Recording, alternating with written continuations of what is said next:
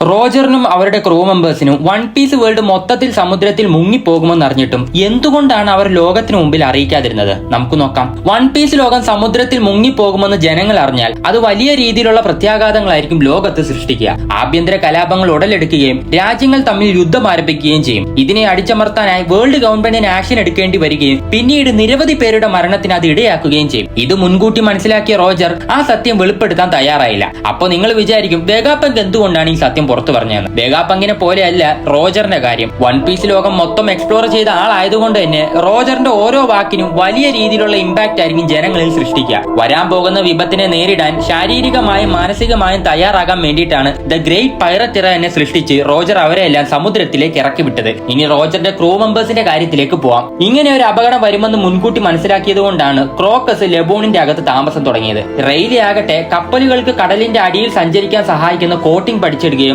അതിൽ കഴിവ് തെളിയിക്കുകയും ചെയ്തു. ഭാവിയിൽ ഒരു ദുരന്തമുണ്ടായാൽ റെയിലിക്ക് സിമ്പിൾ ആയിട്ട് രക്ഷപ്പെടാൻ സാധിക്കും. മറിച്ച് ഷാങ്ക്സ് ആവട്ടെ ഡെവിൾ ഫ്രൂട്ട് യൂസേഴ്സ് ഇല്ലാത്ത ഒരു ക്രൂവിനെ തന്നെ ബിൽഡ് ചെയ്യുകയാണ് ഉണ്ടായത്. കാരണം ഡെവിൾ ഫ്രൂട്ട് യൂസേഴ്സിന് കടലിൽ സർവൈവ് ചെയ്യാൻ സാധിക്കില്ല. റോജറിന്റെ ഒപ്പം ലാഫ്റ്റയിലേക്ക് പോയില്ലെങ്കിലും വൺ പീസ് എവിടെയാണുള്ളതെന്ന് ഷാങ്ക്സിന് അറിയാം. എന്നിട്ടും അത് എടുക്കാത്തത് എന്തുകൊണ്ടെന്നാൽ തന്റെ നിയോഗം എന്താണെന്ന് ഷാങ്ക്സിന് കൃത്യമായി അറിയാവുന്നത് കൊണ്ടാണ്. നിങ്ങൾക്ക് എന്തോന്നു ഗൈസ്? താഴെ കമന്റ് ചെയ്യാം.